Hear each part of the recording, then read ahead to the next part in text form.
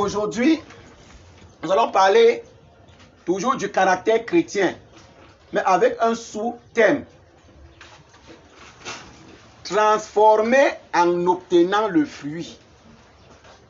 Bien-aimé, personne ne peut avoir le caractère chrétien si cette personne ne connaît la transformation. Il faut être quoi? Transformé pour avoir la vie de Dieu. Dans le livre de Actes chapitre 2, verset 38, l'apôtre Pierre dit, repentez-vous. Mais dans la version parole vivante, il y a quelque chose qui me plaît là-bas. Repentez-vous veut dire changer de vie. Changer de vie. Donc il est question pour un enfant de Dieu, un fils, un disciple, de changer de vie, d'abandonner sa vieille vie pour avoir la vie de Christ. Alléluia. Amen. Pour obtenir le témoignage que les premiers chrétiens avaient obtenu lorsqu'ils étaient à Antioche. C'est là où on avait dit, ceux-ci sont les chrétiens. Parce qu'on voyait leur comportement, on voyait leur façon de vivre, on voyait leur façon de parler, on voyait leur façon de manger, on voyait leur façon de boire. Il y a les gens ici, excès de table. Tu veux finir toute la marmite de nourriture. C'est un péché. L'alcool est une mauvaise chose. Amen. Dans le sens où tu es ivre. Mais la nourriture aussi est une mauvaise chose. C'est quoi que tu ne dors pas toute la nuit, tu te tournes seulement sur le lit. Le ventre est rempli comme ça là. Ce n'est pas bien aussi. Amen. Les excès de quoi? De table. Un enfant de Dieu doit avoir à se contenir. Est-ce qu'on se comprend un peu? Oui. Donc, notre transformation nous donne une nouvelle vie. Tu ne peux pas partir à la fête. Pendant que tu sais que vous êtes nombreux, toi seul tu remplis ton plat. Jusqu'à même ça tombe. Ce n'est pas bien, c'est l'égoïsme. Prends le peu que tu peux prendre et tu manges. Et ce n'est même pas bien qu'un enfant de Dieu pendant une fête, on commence à dire que va t'asseoir parce que tu as beaucoup pris. Ouf, la honte. On te dit que va t'asseoir, tu as trop pris. Ah. Amen. Amen. Notez ceci. Il s'agit du résultat du travail de l'âme. Quand on parle du fruit, n'est-ce pas? Le fruit,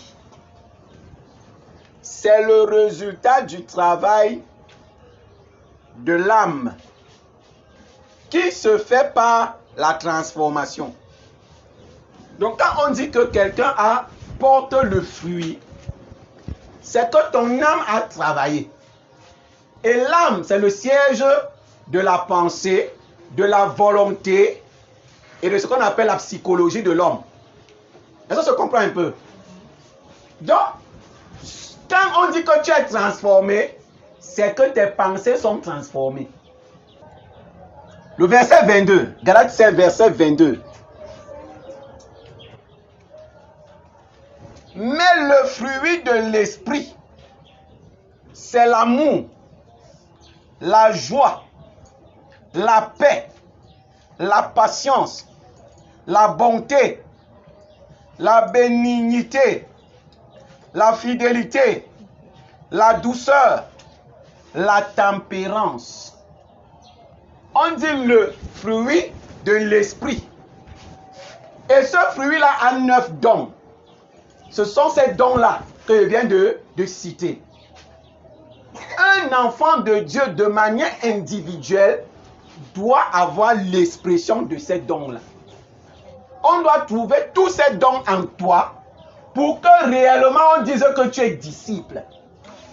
Si on ne trouve pas la joie en toi, tu n'es pas quoi? Disciple. Tu n'es pas disciple. On ne trouve pas la paix. On ne trouve pas la patience. On ne trouve pas l'amour. On ne trouve pas. Ces 9 dons-là dans ta vie, sache que le travail de l'âme n'a pas encore fait quoi? Commencé. C'est ton travail de l'âme qui produit tout ceci. Et au regard des gens du dehors, c'est eux qui doivent apprécier. Maintenant donc, il faut comprendre. Quand on parle de la joie, ce n'est pas la joie comme tu entends dehors là, mais la joie selon le contexte de la Bible. La joie selon le contexte de quoi? De la Bible. Quand quelqu'un te dit que je suis en joie et que la personne a saoulé, c'est la joie? Non. Je dis, hein, quand quelqu'un te dit que je suis en joie et que la personne a saoulé, c'est la joie? Non. Non. Se réjouir, c'est avoir de l'équilibre dans sa vie. C'est-à-dire que tu es en santé, tu n'as pas de problème. Et cette joie-ci, ça n'a rien à voir par rapport à ce que tu possèdes. Donc ce n'est pas parce que tu n'as pas l'argent, ce n'est pas parce que tu as l'argent, ce n'est pas parce que tu es marié, ce n'est pas parce que tu n'es pas marié, ce n'est pas parce que tu n'as pas de projet. Non, cette joie-là n'a rien à voir. Cette joie, elle est une joie qu'on exprime par rapport à Dieu. Si Dieu a fait quelque chose, pour toi, tu es heureux. C'est de ça qu'il s'agit. C'est de la joie. Donc, vous voyez que j'ai fait 3 colonnes. Ces 3 colonnes respectent 3 choses. Chaque colonne a 3 choses. Il y a un don que tu dois exprimer envers qui? Envers Dieu. Il y a 3 dons que tu dois exprimer envers toi-même. Et il y a 3 dons que tu dois exprimer envers les autres. C'est de ça qu'il s'agit. Alléluia. Amen. Donc si maintenant, tu dis que tu as amour, je ne vais pas aller regarder ton amour chez Dieu. Je regarde ton amour à côté de toi. Alléluia. Amen. Donc tu as amour, ok. Qu'est-ce que tu fais donc autour de toi? C'est ça qui montre que tu as amour. Quelle est ton expression envers l'autre? Tu dis que tu es patient ou tu es patiente. C'est envers toi-même qu'on doit voir ça. Je vais tout expliquer. Hein? Je donne d'abord en gros comme ça pour que vous essayiez de comprendre. Pourquoi? Parce que la patience demande que tu te contrôles toi-même. Tu te contrôles dans l'acceptation des souffrances et surtout des erreurs des autres. Est-ce que vous voyez? L'acceptation des erreurs de quoi? Des autres. C'est là qu'on dit que je suis patient. Les mères sont patientes. Quand une maman accouche, il y a la patience. Pour que tu fasses grandir un enfant, il faut quoi? La patience. La maman accepte tout. Presque tout de son enfant. Même comme à la limite, elle corrige un peu. Mais elle accepte tout. J'ai vu les mamans. Elle porte son bébé qu'elle a fini de laver, elle a faim. Elle commence à manger sa nourriture. Et la blanchit dans la nourriture. Elle met les caca à côté.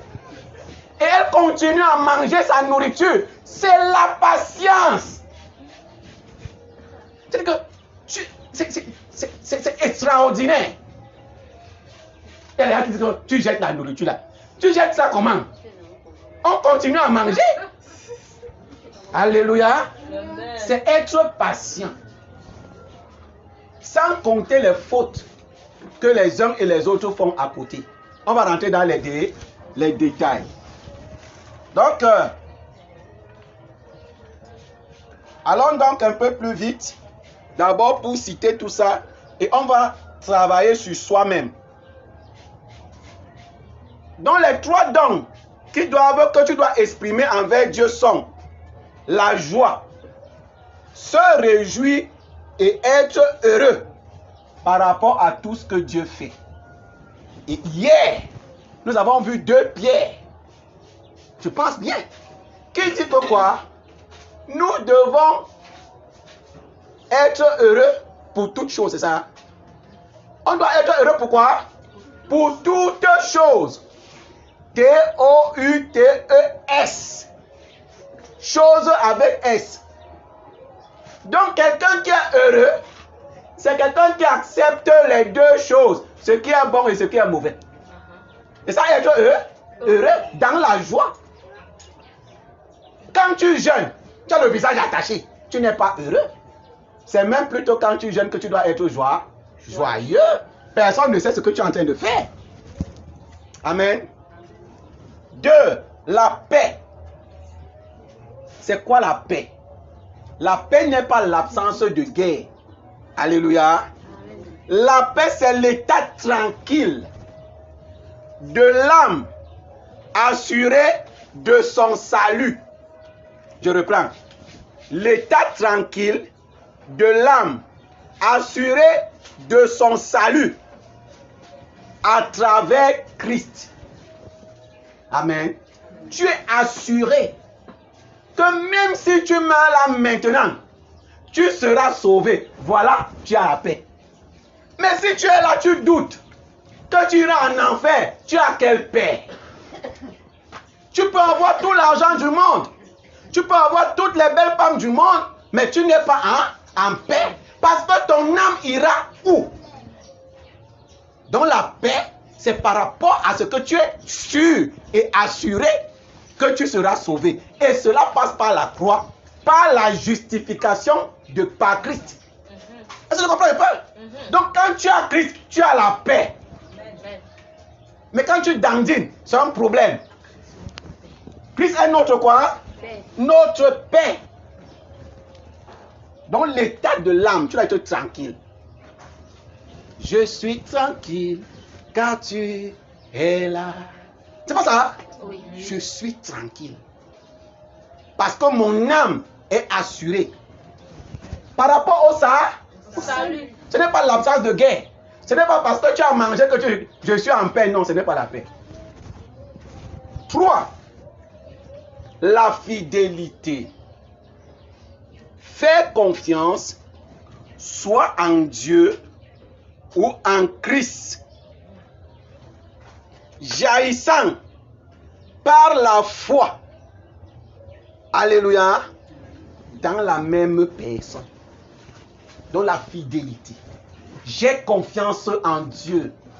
J'ai confiance que j'ai la paix. J'ai confiance qu'il ne me manque pas. J'ai confiance que ses promesses vont se réaliser. J'ai confiance que je suis ce que Dieu a dit. Ce n'est pas ce que les autres me disent. C'est ça la fidélité que tu dois avoir envers Dieu. Tu n'as pas confiance à ce que les hommes disent. Mais bien aimé, on souffre. Dès que quelqu'un te dit quelque chose, même si Dieu t'a parlé, c'est la chose de la personne là qui compte plus pour toi. Alors que c'est la chose de Dieu qui devait mieux compter. Alléluia. Amen. Le pasteur Philippe est venu ici. Il nous a fait cette démonstration par rapport au témoignage qu'il a donné sur cette sœur qui est venue avec, où c'est un format recto verso, sachant qu'elle devait mourir à la fin d'année. Mais on lui montre un verset biblique qui dit que les projets que j'ai pour toi ne sont pas les projets de malheur, mais ce sont les projets de bonheur. Elle ne croit pas. Donc elle n'a pas confiance en qui? En Dieu. Mais elle va plutôt faire la publicité de ce qu'on lui a dit que tu vas mourir en fin d'année. Vous voyez un peu? Ça s'appelle la crise de confiance envers ton Dieu. Et là, tu n'es pas fidèle. Tu n'es pas quoi? Fidèle. Pour soi-même, comme on va voir tout à l'heure, il y a la patience. Quand quelqu'un dit que je suis patient, c'est celui qui ne condamne pas vite les autres après une faute. Il supporte la souffrance. C'est ça qu'on appelle la patience. Tu n'es pas là. Dès que quelqu'un fait quelque chose, oh, il ira en enfer. Ah, vraiment, l'autre là, hein, comme tu vois là. Non. Tu fais quoi? Tu supportes. La maladie ici là, ça fait que Dieu ne m'aime pas. Hein. Tu fais quoi? Tu supportes. Et ça, être patient.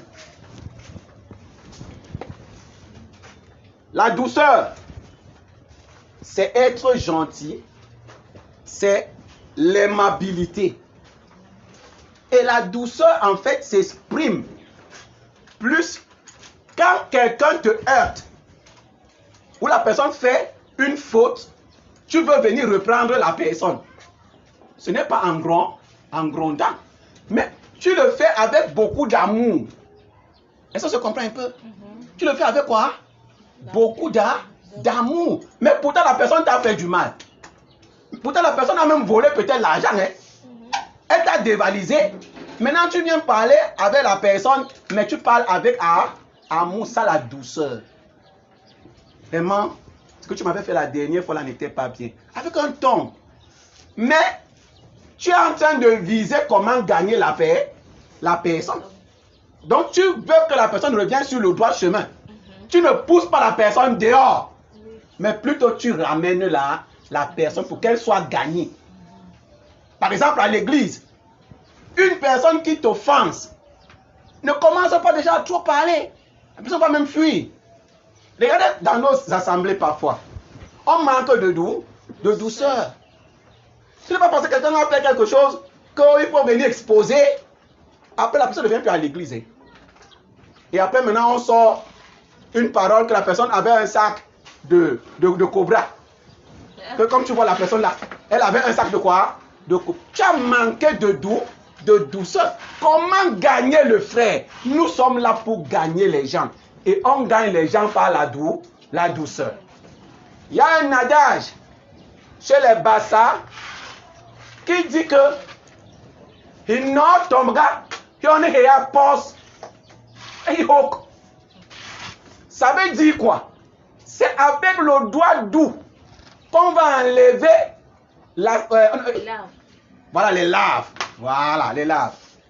Pour enlever ça dans le trou, tu dois mettre le doigt, mais ton doigt doit être doux et souple. Parce que tu veux l'enlever pour le gagner. Sinon, tu vas l'écraser, tu vas le tuer et ne te sera plus utile. C'est la même chose dans la vie chrétienne. Tu ne peux pas venir vouloir gagner un frère, mais en l'insultant, en l'exposant. Vous voyez un peu? Donc, il faut une certaine douceur. La tempérance. Voilà l'autre. Contrôle de soi. La tempérance, c'est quoi? Le contrôle de soi. Vertu de ceux qui sont maîtres de leurs désirs et passions. La maîtrise de soi. Quand on dit tempérance, c'est la maîtrise de soi. On va voir ça tout à l'heure. Ce n'est plus la vertu des uns et des autres. La maîtrise de soi. Maintenant, envers les autres, petit 1, tu dois manifester l'amour. L'amour fraternel. La bonne volonté par rapport à la personne. 2, la bonté. Droiture de cœur. Droiture de quoi? De cœur. Tu n'agis pas envers la personne parce que la personne est ta soeur en Christ. C'est pour ça que tu vas faire le faux témoignage. Ce n'est pas ça la bonté. C'est que tu dis ce qu'il faut dire, quand il faut le dire, sans toutefois tenir compte des affections. Alléluia. Parti pris. Non. Tu manques de bonté. Et ceci c'est dans la vie aussi. Amen. On va terminer par la bénignité. Être intègre. Amen.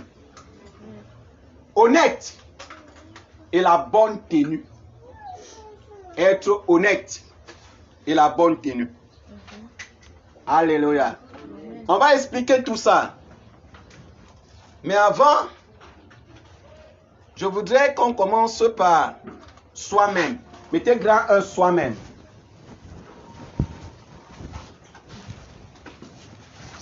Bien-aimé, pour être réellement un disciple de Jésus, tu as 3 fruits qu'on doit avoir en toi.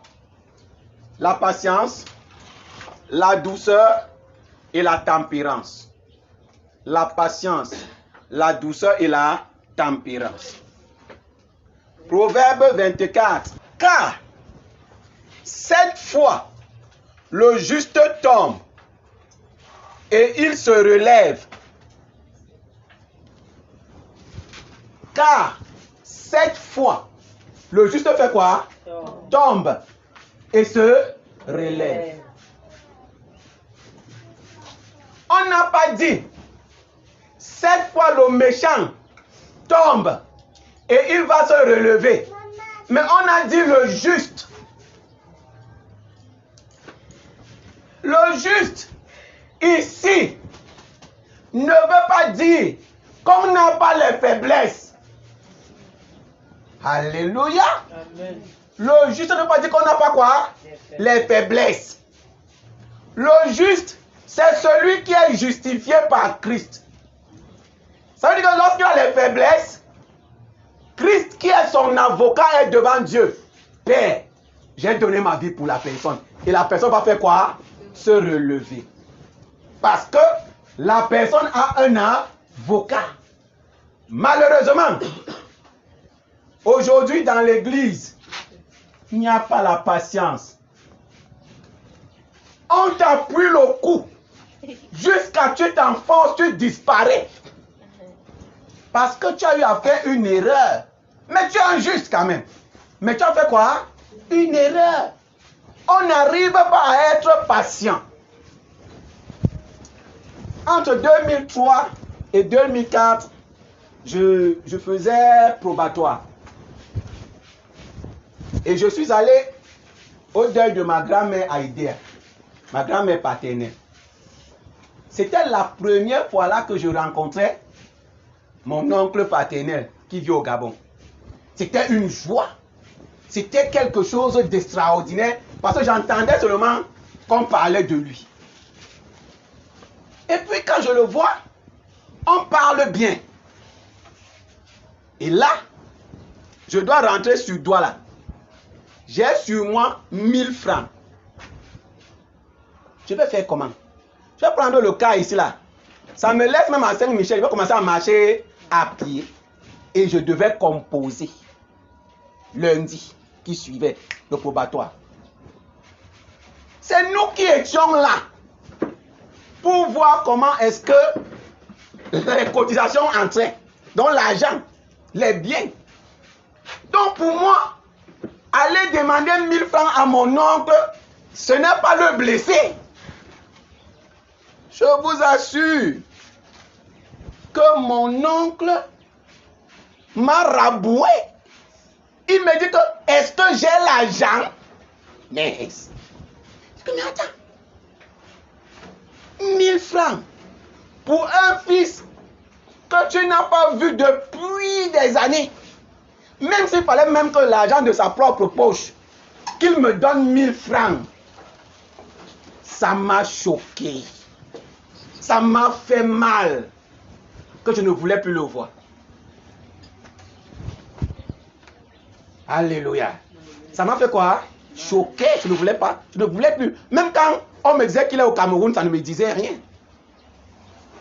Mais quand le Seigneur a touché mon cœur, quand il est venu ici, là mon grand-père était décédé. Je suis allé au village. Il était aussi au village. Il y a quelque chose qu'il a eu à faire. Il est venu au au deuil de mon grand-père. Il a vu sa femme. C'est pas ce qu'ils ont causé là-bas. Mais il est venu me dire que c'est à cause de toi que je suis venu à ce deuil. C'est que j'ai senti que j'étais idiot. Donc, ce n'est pas 1000 francs en fait. Peut-être qu'il devait être dans des situations où il était un peu surchargé, qu'il m'a raboué comme ça. Vous voyez un peu? Bon, mais moi, j'avais gardé ça comme une rancune contre lui que, mais attends, pour 1000 francs, c'est pas si vous voyez un peu. Et là, il fallait être patient. Parce que de 2004, c'est pas le grand-père moi en 2017 ou 2018, les années sont passées. Si j'étais mort, je devais mourir avec la rancune dans mon cœur. Mais la patience, c'est pendant des années. C'est pas ça. Et l'ayant rencontré, j'ai rencontré une autre personne. C'est la même chose dans la vie chrétienne que nous avons ici. Ce n'est pas parce qu'une soeur, un frère, vient de faire l'erreur aujourd'hui qu'il ne sera plus soeur ni frère. Mais donne-lui le temps. Le plus patient, ce n'est pas Dieu. Si. C'est pas Dieu. Si, si Dieu n'était pas patient avec nous, c'est que nous tous ici, là, nous sommes morts. Oui. Parce que tous les jours, nous tombons. Mais nous nous relèvons. Ou il nous relève. Mais toi aussi, relève aussi. En support, en supportant, en attendant. Puisque ce n'est pas toi qui changes les vies des gens. Ce n'est pas ta prédication. Ce n'est pas ton parler en langue. Mais c'est le Saint-Esprit. Laisse le Saint-Esprit œuvrer. Sois patient avec ton père. Sois patient avec ta mère. Sois patient avec ta soeur. Sois patient avec ta voisine. On les condamne souvent trop vite. Oh, l'autre, comme la personne ne vient pas à l'église, la personne est en enfer. Le jour où la personne va venir à l'église, tu vas dire ma soeur, elle, ma soeur. C'est ta soeur où? Tu l'as envoyée en enfer depuis les années. La patience. La quoi? La patience. Un disciple doit être patient. Bien aimé, je connais quelqu'un qui est né avec la patience dans ses gènes. La personne là, c'était Jésus. Jésus marchait avec Judas. Mais Jean révèle quelque chose. Jean dit que c'est Judas qui gardait l'argent. Et que Judas trempait parfois la main pour retirer l'argent. Mais Jésus ne l'a jamais condamné en public. Oh non. Alléluia. Amen. Jésus savait que c'est lui qui gardait quoi? L'argent. Mais il ne l'a jamais condamné devant les gens. En disant, oh, Judas, tu es un voleur. Jésus a plutôt trouvé des solutions pour le couvrir. Regardez un jour, on vient voir Jésus. On dit à Jésus que vous devez payer quoi? L'impôt. Vous devez payer l'impôt, pardon. Jésus a un caissier. En réalité, la réaction de Jésus aurait été que Judas, papa, comme tu as la caisse là, fais comment? Prends l'argent là-bas dedans. Va donner pour notre impôt. Jésus savait que la caisse était vide. Il savait que Judas n'avait rien dans la caisse. Il n'a pas dit que Judas donne l'argent. Il a dit non. Allez à un poisson. Bien-aimés, à des moments, pourquoi voulons-nous humilier les autres? Mais couvrons-les à cause de notre patience que un de ces 4 matins, la personne peut changer. C'est de ça qu'il s'agit. Alléluia. La quoi? La patience. Jusqu'à la dernière minute.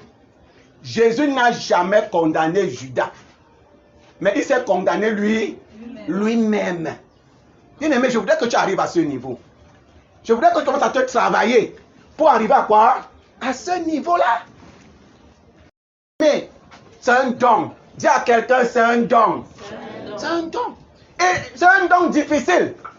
Il est plus facile de sanctionner que de ramener la personne.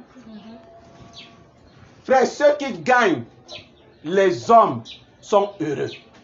Les âmes là. La personne fait n'importe quoi, tu couvres. Ce n'est pas parce que la personne a forniqué. Ce n'est pas son habitude. Je ne dis pas que la fornication est une bonne chose. Que vous allez goûter. Ce n'est pas ça que j'ai dit. Mais ce n'est pas parce que la personne a eu la faiblesse que directement, pam, tu l'exposes. Tu commences à dire, non, tu as couvert combien de temps?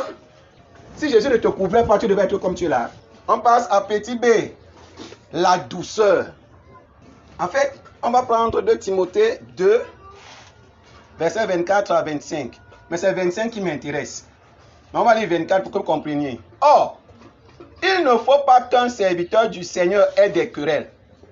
Il doit au contraire avoir de la condescendance pour tous, être prompt à enseigner, doué de patience. Quoi? Doué de quoi? De patience. Verset 25. Il doit redresser avec douceur les adversaires, dans l'espérance que Dieu leur donnera la repentance pour arriver à la connaissance de la vérité. Dieu qui va faire quoi? Qui va donner pour que quelqu'un parvienne à la connaissance. Il y a des gens qui fonctionnent sans connaissance. Mais toi, tu condamnes déjà la personne. Elle est encore dans l'ignorance. Mais je pense qu'il y a un verset de Galates qui dit même que frère, si un frère venait à être dans l'erreur, donc il a eu à commettre une faute, toi là qui viens pour reprendre la personne, fais quoi? Attention, prends-le avec un cœur de douceur, de peur que toi-même tu ne tombes. De peur que quoi? Toi-même, le cœur de douceur, la gentillesse, l'aimabilité. Ne prends pas la personne comme si la personne est déjà décédée. Ou la personne est déjà pourrie. Ou tu vas déjà mettre la barrière entre la personne et toi. Non. Aime d'abord la personne. Ton amour va faire revenir la personne. Parce que la personne va se demander que, mais attends, ce que je viens lui dire ici là, je pensais qu'il devait seulement me jeter. Mais plutôt en l'embrassant, en l'expliquant son erreur, la personne va être gagnée à Christ. Alléluia. Bien-aimés, faisons-le s'il vous plaît. Arrivons à ce niveau. Et ça fait de toi un enfant de Dieu. Ce n'est pas que tu es passif ou que tu es passive. Amen. Non, mais c'est que tu veux gagner quoi? La personne. Je vous assure que dans mes recherches en psychologie, j'ai découvert que la chose la plus difficile à pouvoir guider, c'est l'homme. Si on te donne le morceau de bois, tu mets ça dans ta valise, tu voyages, tu pars en Espagne. Quand tu vas venir, le morceau de bois sera là. Mais voici Graciela. Faites-la asseoir sur la chaise ici. Ne pars pas loin. Toi, entre seulement au salon là-bas. Tu vas seulement voir qu'elle est où? Elle est derrière toi. Alors que tu lui as dit que reste là. L'homme. Pour gagner un homme, c'est du travail. Il faut avoir un cœur de patience. Un cœur de douceur. Il y en a même d'autres que c'est quand tu lui montres même beaucoup l'amour que la folie augmente dans sa tête. Il dit que tu fais tout pour gagner. C'est là où lui la folie est dedans que donc, et la personne fait ça même pour te choquer. Hein. Alors que toi tu te bats pour gagner. À des moments il te dit que non, je souffre déjà trop sur toi là, pardon, on va d'abord. Amen. On prie, mais je ne suis plus trop collé. Mais c'est difficile. L'homme, la tempérance, la maîtrise de soi. Colossiens 4, verset 6. C'est à titre indicatif. Voilà alors là où Ça devient alors difficile à l'église. Que votre parole soit toujours accompagnée de grâce, assaisonnée de sel, afin que vous sachiez comment il faut répondre à chacun. Assaisonnée de sel. Que tes paroles soient aussi sucrées. Et tu n'as même pas encore parlé. Quand on t'a donné ta dose, tu te demandes même pourquoi tu es entré dans l'affaire là. Pas de maîtrise. On ne sait même pas comment répondre. Bien-aimé, il faut savoir comment répondre aux gens. Avoir la bonne tenue. Ce n'est pas parce que tu as raison que tu vas seulement toi aussi sortir les paroles n'importe comment. La Bible dit quoi ici là? Écoutez encore. Que votre parole soit toujours accompagnée de grâce, assaisonnée de sel, afin que vous sachiez comment il faut répondre à chacun. Je vous assure qu'il y a des moments où tu arrives dans le bureau d'un apôtre, d'un prophète et autres. La façon que le gars te répond, tu te demandes même que tu t'es trompé de lieu. Il te parle, tu te demandes. La personne ne te regarde même pas comme quelqu'un. Même à l'église, hein, comme un esclave. Comme un quoi? Un esclave. Sans considération. Non, non. Notre bouche. Et vous savez ce qui fait ça? Ce qui fait ça, c'est que c'est lorsque la personne est partie de l'échelle de vie et qu'elle ne pensait pas être quelque chose, comme on dit aujourd'hui dans le monde. Surtout, avoir une voiture cylindrée. Avoir une église où les gens viennent beaucoup. La personne ne se retient plus. Quand elle te parle, comme tu sens que, ici là non, j'ai reçu ma part de dose. Mais même les fidèles, parlons avec quoi? Retenue. Habillons. Parle avec sa sagesse. La maîtrise de soi. Il y a parfois, et j'ai dit ça souvent aux gens, parfois le silence est une solution. Mais ça c'est quoi? Une solution par rapport à un problème que tu as. Dans le milieu du service,